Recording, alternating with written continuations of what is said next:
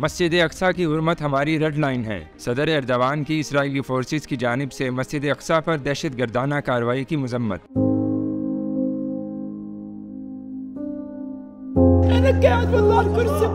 तुर्क सदर रजब तैयब एर्दवान ने इसराइल को खबरदार किया कि मस्जिद अक्सा पर हमला किबले अव्वल की हुर्मत को पामाल करके हमारी बर्दाश्त की आखिरी हद को अबूर करने से बाज रहो। तुर्किया इसराइल की जानिब से मुसलसल दहशत गर्दाना कार्रवाइयों पर खामोश तमाशाई नहीं रहेगा।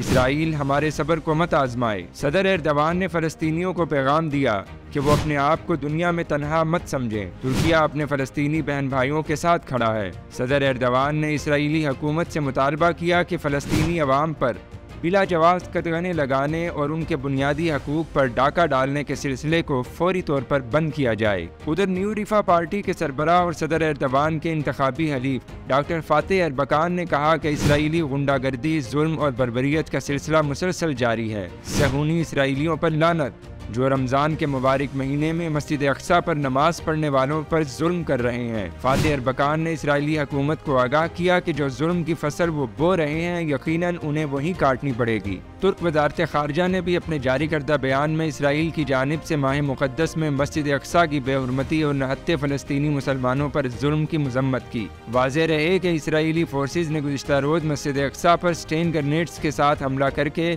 400 से ज़ायद बेकसूर नमाजियों को गिरफ्तार किया, उन्हें शदीद तशद्दुद का निशाना बनाया और मस्जिद अक्सा की इमारत को नुकसान पहुँचाया। इसराइल की जानिब से इस रियासती दहशत गर्दी पर पूरी मुस्लिम उम्मा के अलावा गैर मुस्लिम बाज़मीर तबकात भी सरापा एहतजाज हैं।